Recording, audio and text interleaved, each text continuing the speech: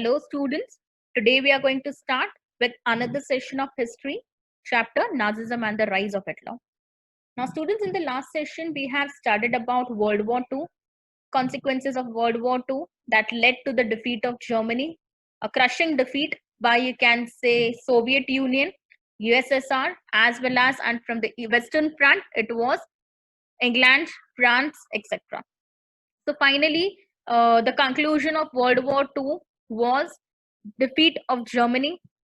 Once Germany gets defeated, what will be the next thing? Nazism and Hitler. The philosophy of Hitler, that is Nazism, will get destroyed. So students, अब हम देखेंगे जैसे Germany defeat हो रहा है वैसे Hitler जो है अब इसे भी कोई नहीं छोड़ेगा. अब यहाँ पर स्टूडेंट्स हम क्या करेंगे, हम एक स्टोरी सुनने वाले हैं. एक पर्सन है, एक बॉय है, जर्मन बॉय नेम्ड एज हेलमत, उसकी स्टोरी सुनेंगे. तो स्टूडेंट्स, बात आती है 1945 के स्प्रिंग की. स्प्रिंग मंथ है, स्प्रिंग सीजन है, 1945 ईयर है जब वर्ल्ड वॉर 2 एंड हुआ था, जर्मनी डिफीट हो चुका था. 11 साल का लड़का, जर्मन बॉय, हेलमत नाम है उसका. He was lying in his bed. वो अपने बेड पे सोया है and near by area, near by room में उसे कुछ सुनाई दे रहा है. क्या था स्टूडेंट्स कि उसकी जो वाइफ, उसके फादर है एंड उसकी मदर है, वो दोनों क्या कर रहे थे, आपस में कुछ सीरियस डिस्कशन कर रहे थे. किसके पेरेंट्स स्टूडेंट्स? हेलमत के पेरेंट्स क्या कर रहे थे, डिस्कस कर रहे थे. अब उसके फादर की बात करें तो बहुत ही अच्छे फिजिशियन है. करेक्ट, वो बहुत ही अच्छे फिजिशियन है. एंड वो क्या डिस्कशन कर रहे थे स्टूडेंट्स कि उसके फादर पूछ रहे थे उसकी वाइफ से कि क्या उसे अकेले सुसाइड कर लेना चाहिए या पूरी फैमिली को डिस्ट्रॉय करना चाहिए. सो फिर फाइनली ये डिसाइड हुआ कि वो जो हेलमत के फादर खुद ही सुसाइड करेंगे. उन्होंने सोचा कि हाँ, हमने सामने वाले के साथ जो गलत किया है. हेलमत के फादर स्टूडेंट नाजी सपोर्टर थे, मतलब बोल सकते हो आप हिटलर के स्ट्रॉन्ग सपोर्टर. तो जो क्राइम हिटलर ने किया उसमें हेलमत के फादर ने भी उन्हें सपोर्ट किया. तो अब जर्मनी की डिफीट हो गई, हम देखेंगे. फिर हेलमत के फादर ऑब्वियसली वो भी डिफीट हो गए. अब उन्हें डर लग रहा था कि सामने वाले रिवेंज लेंगे हमसे. What we have done to them, now they are going to do to us. अब वो हमें नहीं छोड़ेंगे. So उसने बोला कि अभी क्रिपल्ड है, ज्यूज है, ये सारे हम पे अटैक करेंगे, हमें टॉर्चर करेंगे. तो उसने सोचा कि वो करे उससे पहले वो खुद को ही क्या कर दे, मार डाले.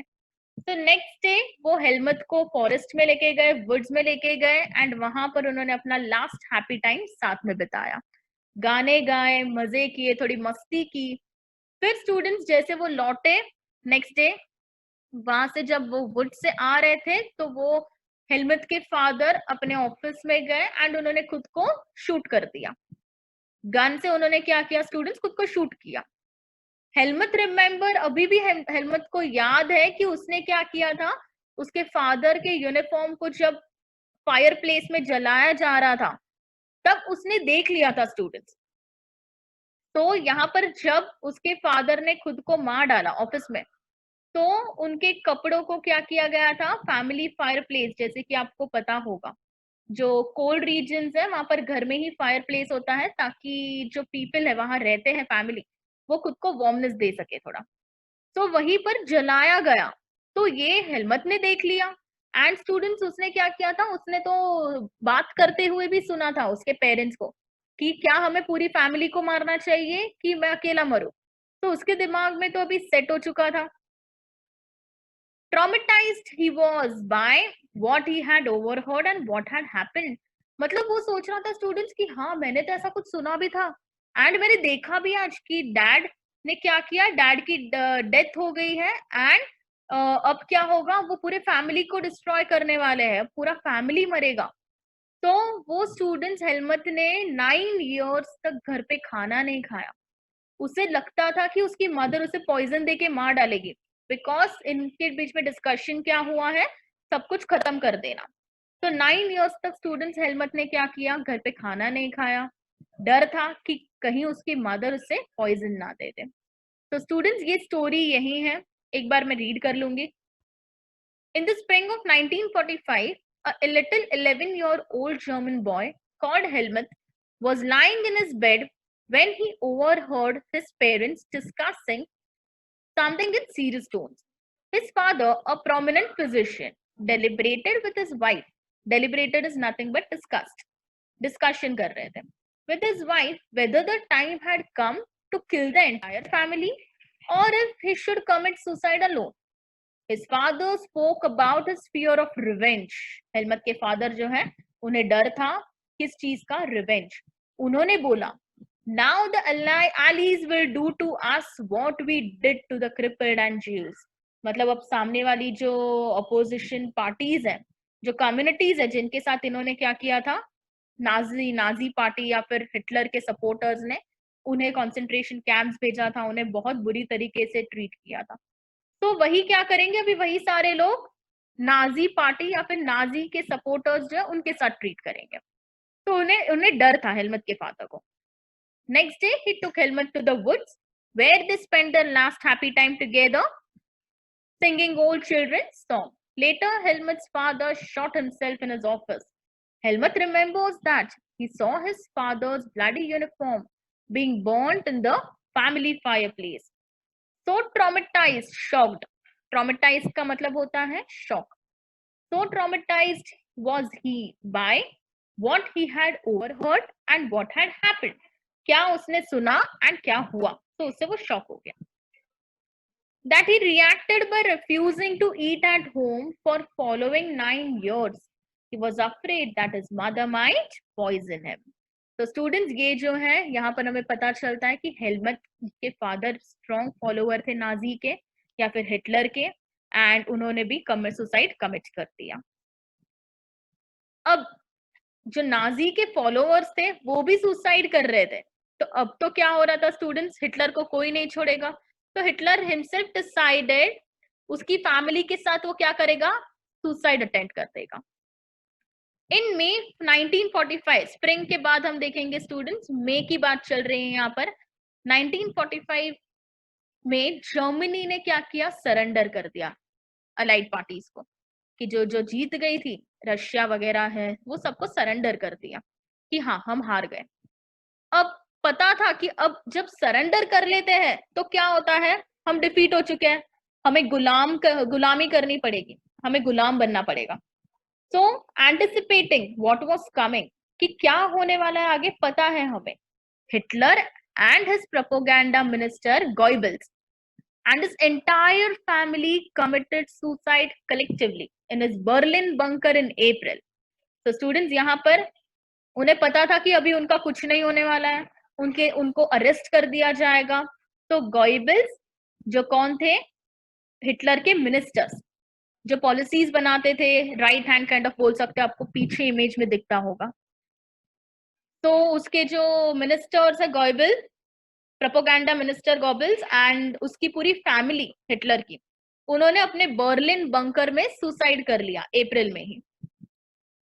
तो यहाँ पर हमने देखा कि टोटली हिटलर एंड उसकी फैमिली खत्म हो चुकी थी. बंकर का मतलब होता है स्टूडेंट्स क्या करना, आप देखोगे वॉर के टाइम पे खुद को सेफ रखने के लिए क्या किया जाता है, अंडरग्राउंड एक टनल काइंड बनाई जाती है, या फिर बोल सकते हो अंडरग्राउंड प्लेस. सो अंडरग्राउंड प्लेस बनाई गई थी एंड वहीं पर इन्होंने क्या किया, टोटल सुसाइड अटेम्प्ट कर लिया. At the end of the war, an international military tribunal at Nuremberg was set up to prosecute Nazi war criminals for crimes against peace, for war crimes and crimes against humanity. So war के end में students एक organization है, international organization, कहाँ पर, Nuremberg, वो setup की गई थी ताकि क्या कर सके, जो भी क्रिमिनल्स हैं उन्हें क्या कर सके, उन्हें प्रोसिक्यूट कर सके, उन्हें जेल में डाल सके. क्यों? Because they did crime against peace, they did crime for war and they did crime against humanity. तो इसीलिए क्या हुआ स्टूडेंट्स, नाजी जो रिस्पॉन्सिबल थे उन्हें क्या किया गया, उन्हें जेल में डाला गया. Germany's conduct during the war, especially those actions which came to be called crime against humanity, raised serious moral and ethical questions and invited worldwide condemnation. Now यहाँ पर स्टूडेंट्स जो जर्मनी का कंडक्ट था, Germany जिस तरीके से क्या कर रहा था, बिहेव कर रहा था लोगों के साथ, सो वो तो हम देखेंगे, वॉर भी कर रहा था, पीस जो है वो मेंटेन नहीं कर रहा था, ये सब तो ठीक है स्टूडेंट्स, लेकिन सबसे वर्स्ट एक्शन जो थी उसकी, which came to be known as crime against humanity, ये इस चीज की वजह से स्टूडेंट्स सारे वर्ल्ड वाइड लोगों के क्वेश्चंस आने लगे, लोग क्वेश्चन करने लगे कि इतना गलत चीज क्यों किया है, इतना गलत चीज क्यों है, correct. So raised moral and ethical questions and world wide condemnation invite किया. वर्ल्ड वाइड कंडेमनेशन मतलब वर्ल्ड वाइड आप बोल सकते हो इंटरोगेशन, फिर पिटीनेस फील करते थे बाकी कंट्रीज कि हाँ इनके साथ बहुत बुरा हुआ. तो व्हाट वर दीज एक्ट्स, क्या गलत था, ये क्राइम अगेंस्ट ह्यूमैनिटी एक्चुअली होती क्या है, वो हम स्टडी करेंगे. Now we are going to study about second world war. Students हमने सेकेंड वर्ल्ड वॉर, आप बोलोगे हमने स्टडी तो कर लिया, बट इट वाज लाइक कि जर्मनी डिफीट हुआ. अब जर्मनी के अंदर सेकेंड वर्ल्ड वॉर के टाइम पे क्या हो रहा था ये हमें नहीं पता, तो हम इसमें स्टडी करेंगे. Under the shadow of Second World War, Germany had waged a genocidal war, which resulted in the mass murder of selected groups of innocent civilians of Europe. अब यहाँ पर हम देखेंगे जब सेकेंड वर्ल्ड वॉर चल रहा था तब जर्मनी ने वॉर वेज किया, मतलब एक वॉर स्टार्ट किया. अब स्टूडेंट्स ये वॉर को क्या नाम दिया है, जेनोसिडल वॉर बोला गया है. जेनोसिडल का मतलब होता है कि mass killing. Mass killing is another word for genocidal. अब ये जेनोसिडल वॉर की वजह से बहुत सारी कम्युनिटीज, बहुत सारे इनोसेंट सिटीजन्स ऑफ यूरोप मरे स्टूडेंट्स यहाँ पर. तो जर्मनी रिस्पॉन्सिबल हुआ है, वन काइंड ऑफ आप बोल सकते हो कि Germany is the only responsible country, state for killing of innocent civilians of Europe. Now, ये कौन थे students? The number of people killed included 6 million Jews. 6 million Jews जो है वो है, फिर 2 lakh gypsies, 1 million Polish civilians, 70,000 Germans who were considered mentally and physically disabled, besides innumerable political opponents. अब यहाँ पर स्टूडेंट्स किन लोगों को मारा उसके नंबर्स के साथ दिया हुआ है, जिन्हें वो अप्रोप्रिएट नहीं कंसिडर करता था, जिन्हें वो इनह्यूमन मानता था, उनको उन्होंने क्या किया, मारा. सो कौन कौन थे उसमें? 6 मिलियन ज्यूज पीपल जो जरा भी अप टू द स्टैंडर्ड नहीं थे. तो हिटलर उन्हें क्या अज्यूम करता था, एकदम बैकवर्ड पीपल, तो उन्हें मारा. 2 लाख जिप्सीज, ये भी एक काइंड ऑफ बैकवर्ड कम्युनिटी है, पॉलिश को भी वो बैकवर्ड मानता था, तो 2 लाख 1 मिलियन जिप्सीज वगैरह बोल सकते हो, पॉलिश को मारा यहाँ पर, एंड जर्मन के लोगों को भी मारा. अब कौन से लोग स्टूडेंट्स हम देखेंगे कौन से पीपल को मारा उन्होंने, जो फिजिकली एंड मेंटली डिसेबल्ड है, जो कुछ कर नहीं सकते अपने कंट्री के लिए, तो उसने सोचा कि ये अगर कंट्री के लिए कुछ नहीं कर सकते तो इन्हें जिंदा रहने का कोई हक नहीं है. तो ऐसे 70,000 जर्मन्स को भी उसने क्या कर दिया स्टूडेंट्स, मार डाला. नाउ हमने देखा टोटल हम देखेंगे 6 मिलियन, 2 लाख, 70,000, 1 मिलियन, तो कितने सारे नंबर्स जो थे यहाँ पर उनकी डेथ हो गई है. Nazis devised an unprecedented means of killing people. Unprecedented का मतलब होता है नेवर सीन बिफोर. तो नाजीज ने ऐसा मेथड यूज किया लोगों को मारने का कि आज तक किसी ने ना किया हो. That is by gassing them in various chilling centres like Auschwitz. अब एक प्लेस है ये जहां पर बोल सकते हो कि मास किलिंग होता है. क्या होता है स्टूडेंट्स, एक रूम जैसा होता है, वहां पर ऊपर शॉवर्स होते हैं, पैक्ड रूम होता है विदाउट एनी वेंटिलेशन, एंड आप देखोगे वहां पर ऊपर शॉवर्स काइंड ऑफ होते हैं छोटे छोटे, एंड उसमें बहुत सारे लोगों को पैक किया जाता है, इसलिए उसको किलिंग जोन बोलते हैं या फिर गैसिंग एरिया बोलते हैं, जहां पर वो शॉवर्स में से गैस को एमिट किया जाता है. क्या किया जाता है, गैस को एमिट किया जाता है, पॉइजनस गैसेस को. तो उससे क्या होता है स्टूडेंट, सब इनहेल करते हैं, वेंटिलेशन होता नहीं है, तो सफोकेशन से लोग मर जाते हैं, एंड वो गैस इतना स्ट्रांग होता है स्टूडेंट्स कि आपका नामो निशान नहीं रहता. आपके बोन्स होते हैं ना वो भी मेल्ट हो जाते हैं। तो ऐसा काइंड ऑफ किलिंग नाजी या फिर हिटलर यूज करता था, एंड किलिंग सेंटर्स बनाए थे उसने, जैसे कि ऑस्विट्स जो है वो भी एक क्या है, किलिंग सेंटर है। तो ऐसा किलिंग सेंटर तो स्टूडेंट्स, ऐसा ऐसा मर्डर तो आज तक किसी ने नहीं किया होगा। तो ये नाजी सबसे पहले है, इसलिए हमने क्या बोला कि नाजी ने क्राइम किया है, क्राइम अगेंस्ट ह्यूमैनिटी। सो ये सब स्टूडेंट सेकेंड वर्ल्ड वॉर के टाइम ही चल रहा था। नेक्स्ट देखते हैं, द न्यूरेमबर्ग ट्रिब्यूनल, जो हमने देखा था इंस्टीट्यूट, जिन्होंने क्या बोला था कि हाँ, Nazism and Germany is the only one जिन्होंने क्राइम किया है अगेंस्ट ह्यूमैनिटी।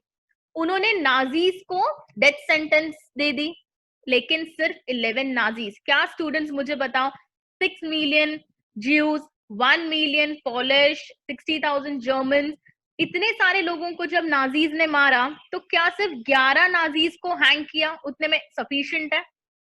जरा भी नहीं। लेकिन बहुत सारों को स्टूडेंट्स इम्प्रिजन भी किया था।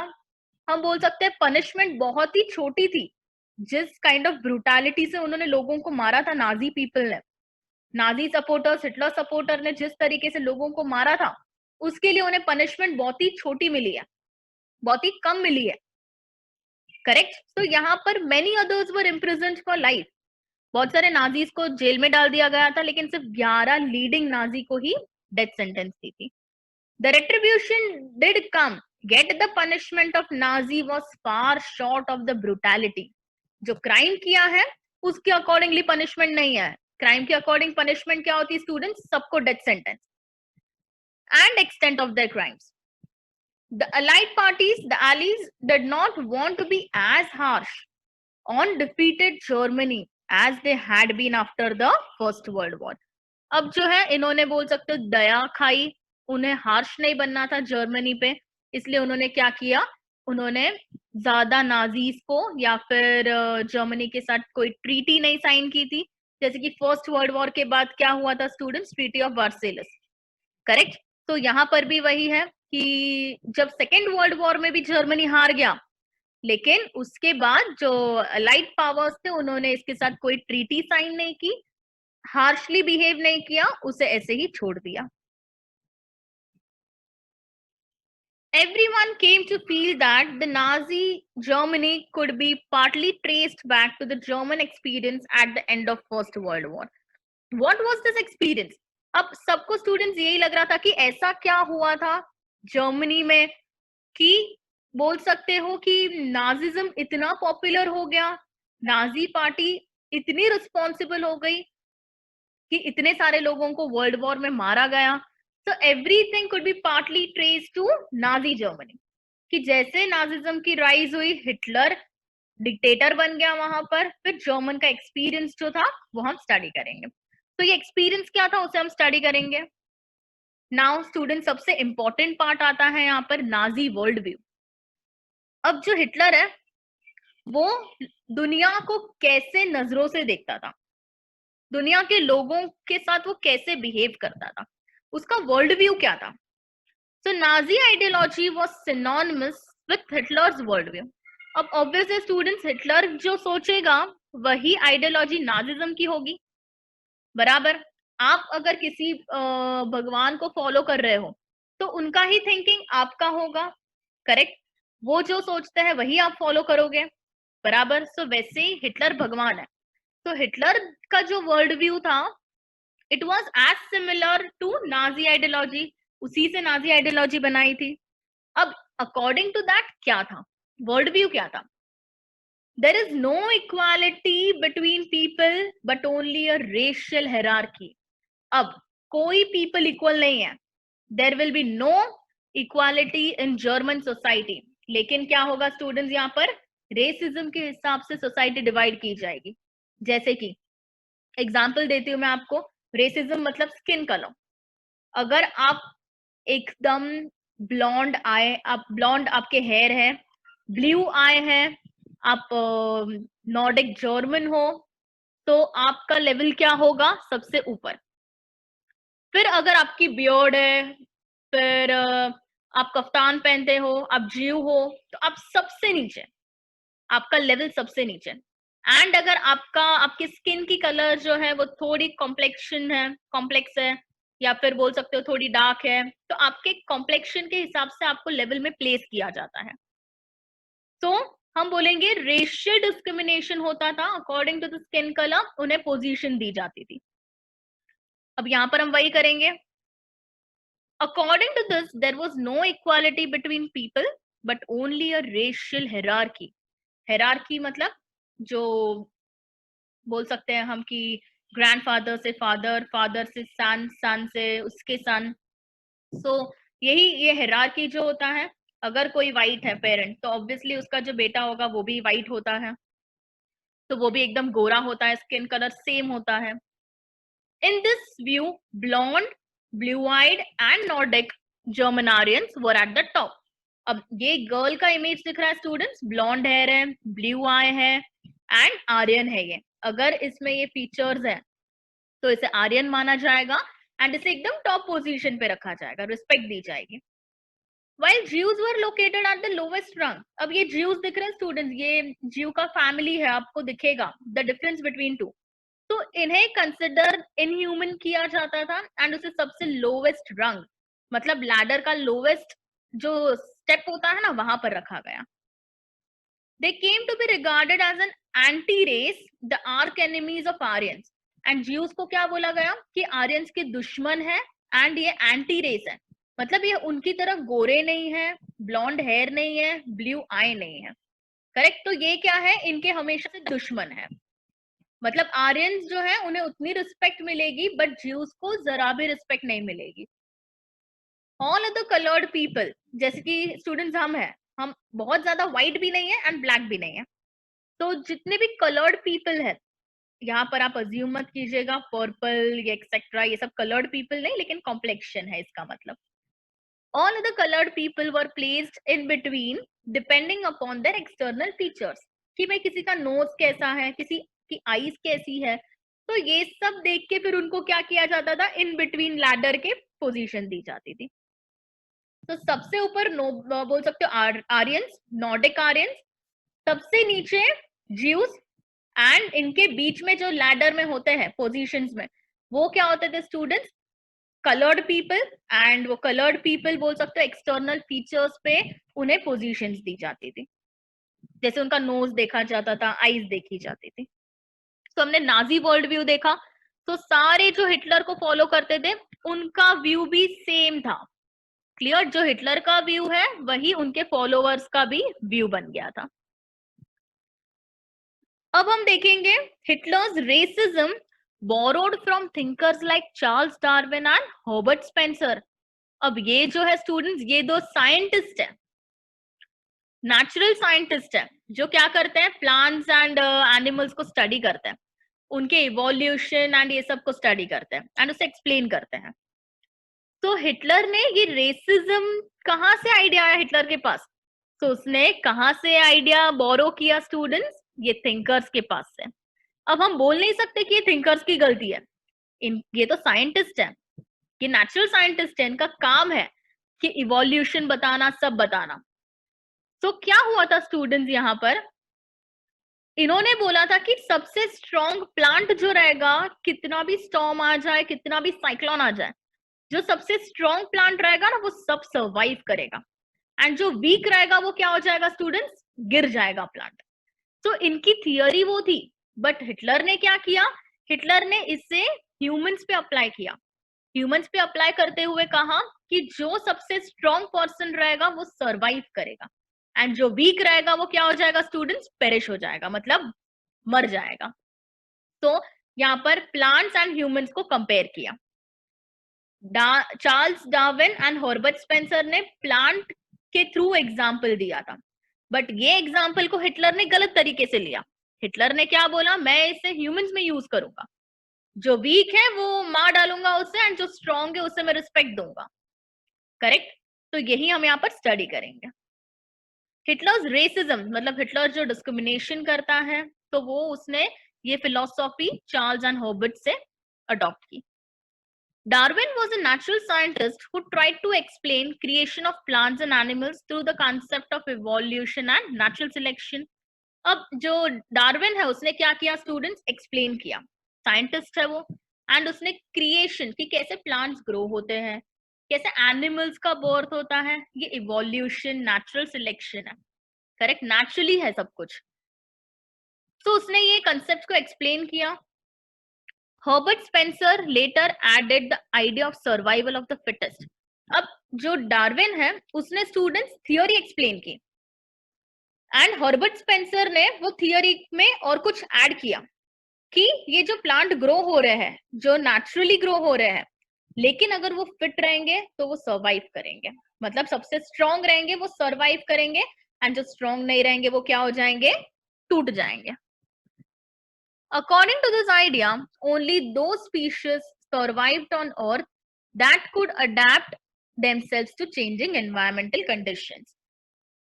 तो इनके आइडिया के अकॉर्डिंग क्या था कि वही स्पीशीज अर्थ पे सर्वाइव कर सकती है जो क्लाइमेटिक कंडीशंस के साथ खुद को क्या कर सके, स्टेबल रख सके। जैसे कि बहुत बड़ा साइक्लोन आ रहा है, कुछ अर्थक्वेक है, तो जो फिट रहेगा वो बचेगा, जो नहीं रहेगा, वीक रहेगा, वो खत्म हो जाएगा।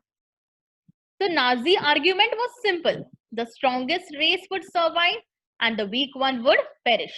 तो यही मैंने आपको बोला, and the Aryan race was finest, जो आर्यंस थे उसने सबसे ऊपर रखा था, एंड वो सबसे फाइनेस्ट थे। It had to retain its purity, become stronger and dominate the world.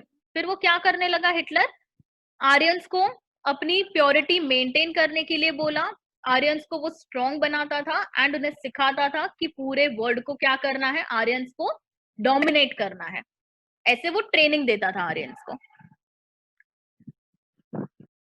So students, first ideology जो थी वो किससे कनेक्टेड थी, वो थिंकर्स जो चार्ल्स डार्विन है, हर्बर्ट स्पेंसर है, उनकी आइडियोलॉजी से हिटलर की फर्स्ट आइडियोलॉजी अराइज हुई।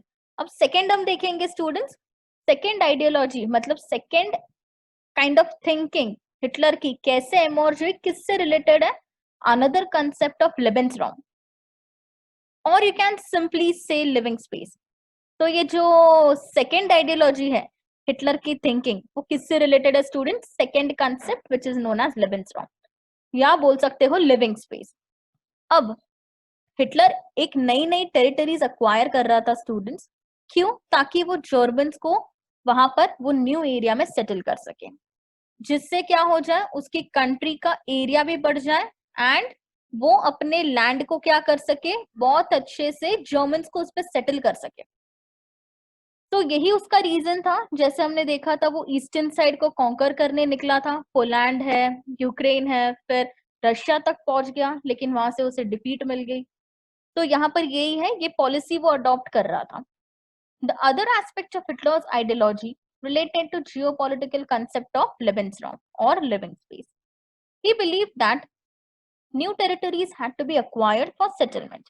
अब वो मानता था स्टूडेंट्स की नई नई टेरिटरीज अक्वायर करो एंड वहां पर जर्मन्स को रहने के लिए जगह दे दो। अब इससे क्या होगा, वो लोगों के बारे में नहीं सोच रहा था स्टूडेंट्स, वो लोगों को वहां पर सेटल होने के बारे में एक्चुअली उसका एम नहीं था, बट उसे क्या करनी थी, अपने मदर कंट्री को और ज्यादा एक्सपैंड करना था। यहाँ पर आपको इमेज दिख रहा है, yes, so this is eastern expansion. वो ये सारी रेड टेरिटरीज, ये जो है ये सारे रेड कलर में सारी उसकी अक्वायर्ड टेरिटरीज है। तो वो जाते गया वो उसे कॉन्कर करते गया। This would enhance the area of mother country while enabling the settlers on new lands to retain an intimate link with the place of their origin. अब यहाँ पर क्या करता था, वो सेटलर्स को जो नए नए जगह है उस पे लोगों को सेटल करवाता था, एंड वो ये इंश्योर करता था कि आप क्या हो, जर्मनी के ही हो, एंड आपका ओरिजिन कहाँ से है, जर्मन से ही है।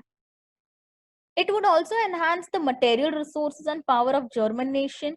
ऑब्वियस स्टूडेंट्स, अभी यहाँ से अगर टेरिटरीज में ईस्टर्न साइड की अक्वायर कर रही हूँ तो वहां के रिसोर्सेज भी क्या हो जाएंगे, मेरे हो जाएंगे।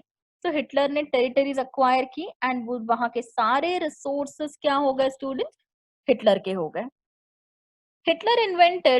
Hitler intended to extend German boundaries by moving eastward. अब जर्मन बाउंड्रीज एक्सटेंड करते गया, ईस्टर्न साइड जाते गया एंड बाउंड्रीज एक्सटेंड करते गया। To concentrate all Germans geographically in one place, ताकि सारे जर्मन्स को क्या कर सके, वो एक ही जगह पे रखे। कोई जर्मन इंग्लैंड नहीं जाना चाहिए, फ्रांस नहीं जाना चाहिए, रशिया नहीं जाना चाहिए, कहीं पर नहीं, सारे जर्मन्स यहीं रहेंगे। Poland became the laboratory for this experimentation, मतलब सबसे पहला कॉन्कर किया, जो अटैक किया, वो किस पे किया स्टूडेंट्स? पोलैंड। इसलिए पोलैंड क्या बोला है, ये टेस्टिंग लेबोरेटरी। ये उसके एक्सपेरिमेंट, एक्सपेंशन, दैट इज बोल सकते हो, जो ईस्टर्न एक्सपेंशन जो था, उसका सबसे पहला टेस्ट किस पे किया उसने? पोलैंड पे किया, बाय अक्वायरिंग पोलैंड और कैप्चरिंग पोलैंड। सो ये लेबेनस्ट्रॉम थी, ये कंसेप्ट जो है काइंड ऑफ लेबेनस्ट्रॉम कंसेप्ट बोलते हैं, दैट इज लिविंग स्पेस। कि हिटलर ने सोचा कि सेटल करूंगा मैं जर्मन्स को, नई नई टेरिटरीज एक्सपैंड करूंगा, नई नई टेरिटरीज को कॉन्कर करूंगा, एंड जो जर्मन नेशन है उसको और एक्सपैंड करूंगा, लिविंग स्पेस बनाऊंगा लोगों के लिए, ताकि अभी जो अक्वायर्ड लैंड है उसके रिसोर्सेज भी क्या हो जाएंगे, हिटलर के, जर्मन के हो जाएंगे। एंड पहला एक्सपेरिमेंट उसने पोलैंड से किया, जो सबसे नियरेस्ट था। तो students, this was all about this session. अगर आपको ये वीडियो अच्छा लगे, आप इसे लाइक जरूर कीजिए, दोस्तों के साथ शेयर कर सकते हो, एंड चैनल को सब्सक्राइब कीजिए। Thank you so much.